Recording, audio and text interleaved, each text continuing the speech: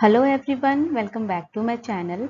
And आज हम कोई चैप्टर नहीं पढ़ने वाले हैं, बल्कि हम चैप्टर में दिए गए जो एक्टिविटीज़ हैं एनसीईआरटी की बुक में आपके, उसी को आज हम डिस्कस करेंगे विथ एक्सप्लेनेशन। तो आज जो चैप्टर हम डिस्कस करने वाले हैं वो है एसिड, बेसिस एंड सॉल्ट, और इसमें जितने भी एक्टिविटीज़ है उसको हम वन बाय वन देखेंगे और विथ एक्सप्लेनेशन के साथ उसको जानेंगे। तो सबसे पहले जो एक्टिविटीज दी गई है that is activity 4.1। Mix some water in lemon juice in a plastic cup, tumbler और test tube. Put a drop of the above solution on a strip of the red litmus paper with the help of a dropper. Is there any change in color? Repeat the same exercise with the blue litmus paper. तो इस activity में करना क्या है कि हमें पानी में हम एक प्लास्टिक कप या टम्बलर कुछ लेंगे, ओके। उसमें हम क्या करेंगे, थोड़ा सा पानी लेंगे और उसको मिक्स करेंगे किसके साथ, लेमन जूस के साथ। ठीक है, लेमन जूस के साथ उसको मिक्स करेंगे। ठीक है, हमारा ये एक सॉल्यूशन तैयार हो गया, acidic solution.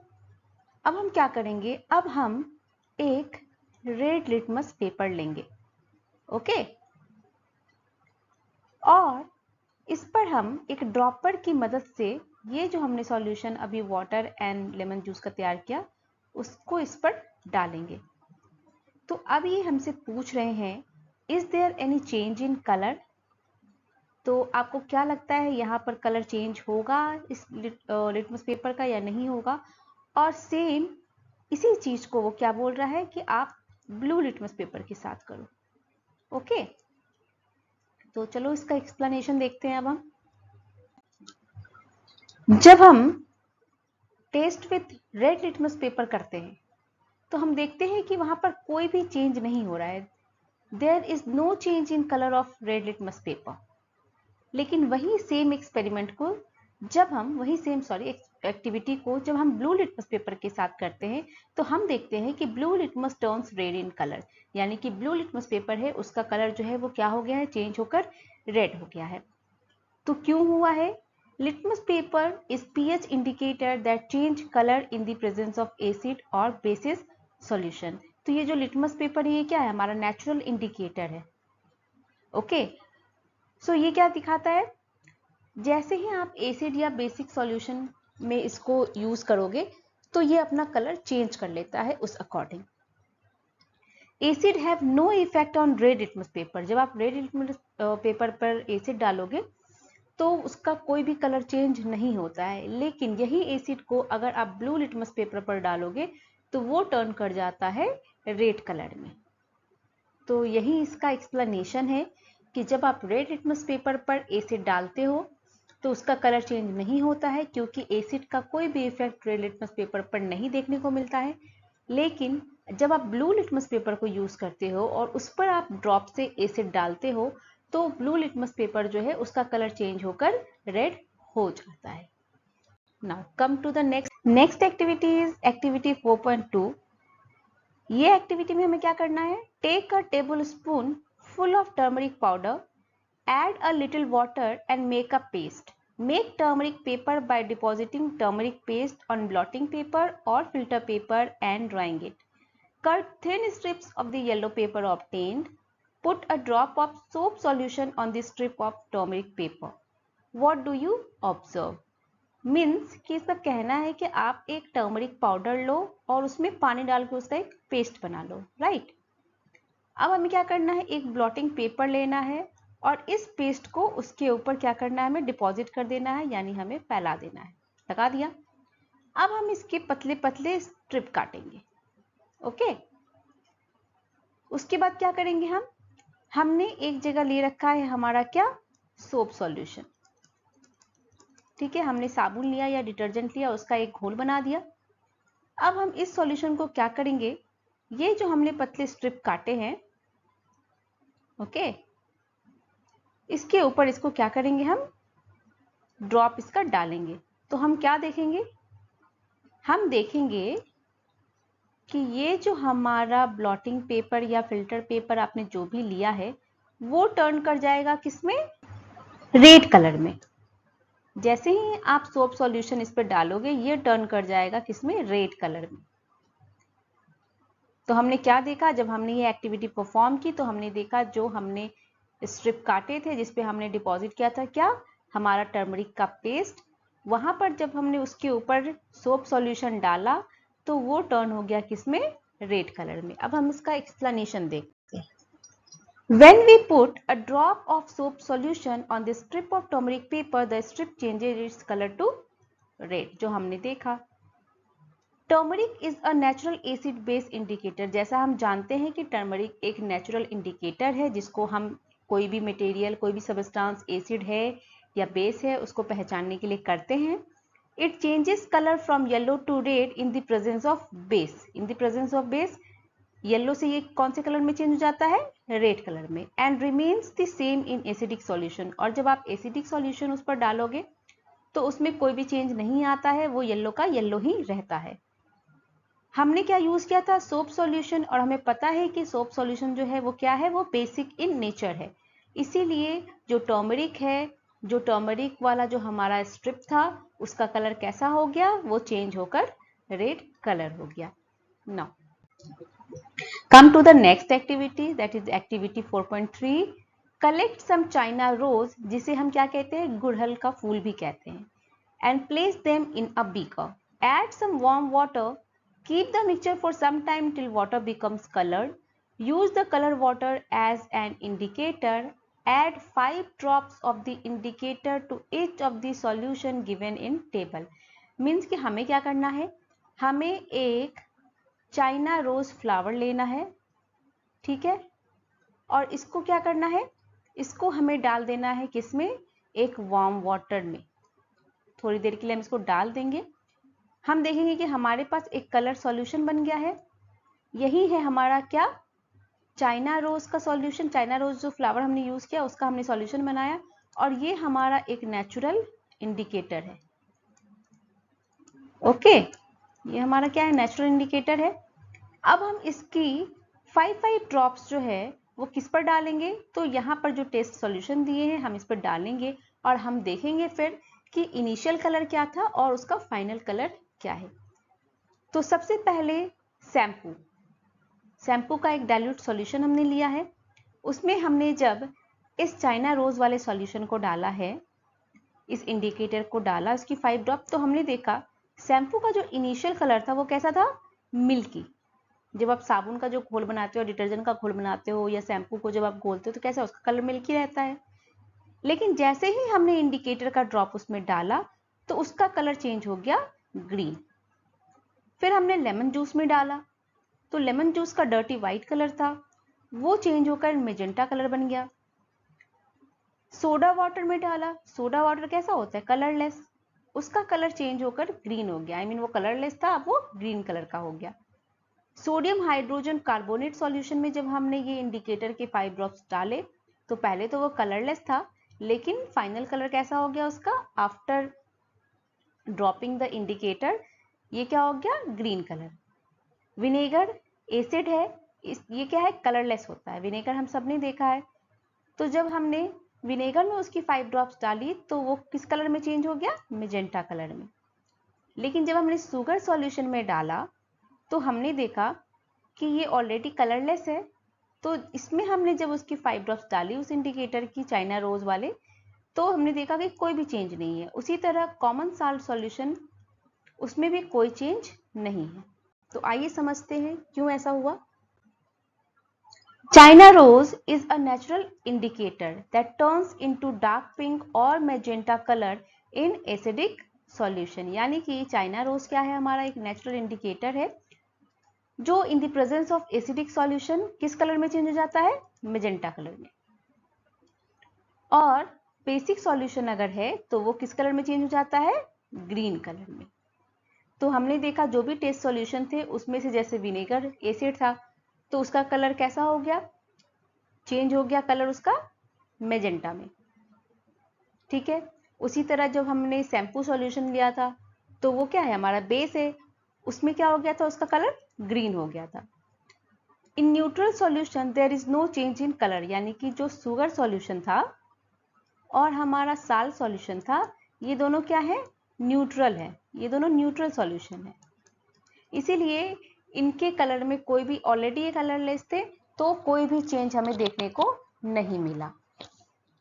Here in the given table, shampoo, soda water, sodium hydrogen carbonate solution are basic in nature, so it turns green in color. यानी कि बेस की प्रेजेंट में कैसा कलर हो गया, green colour. Lemon juice, vinegar are acidic in nature, so it turns magenta in color. Sugar and salt solution are neutral solution, so there is no change in color. Okay, I hope समझ में आया होगा. Now come to the next activities, that is activity 4.4. Take hydrochloric acid, sulfuric acid, nitric acid, acetic acid, sodium hydroxide, ammonium hydroxide, calcium hydroxide यानी कि lime water. Demonstrate the effect of the three indicator on each of this solution. यानी कि हमने इस chapter में litmus paper पढ़ा, हमने turmeric indicator पढ़ा है, हमने चाइना रोज सॉल्यूशन वाला इंडिकेटर पढ़ा है, तो उन तीनों इंडिकेटर को लेकर हमें ये देखना है कि वो किस तरह से चेंज होता है उनका कलर या नहीं होता है। तो ये परफॉर्म किस पे करना है, तो कुछ एसिड्स के नाम दिए गए हैं यहाँ पर, उनमें हमें कुछ एसिड्स और बेस दिए गए हैं, उस पर हमें ये एक्टिविटीज जो है वो परफॉर्म करनी है। तो मैंने यहाँ सारे पे नहीं किया है क्योंकि इसमें से कुछ एसिड्स हैं और कुछ बेस है, तो मैंने उनके एक दो एग्जाम्पल्स जो हैं वो पुट कर लिए हैं और उसी पे मैंने ये एक्सप्लेनेशन दिया है। तो सबसे पहले देखते हैं डाइल्यूट हाइड्रोक्लोरिक एसिड।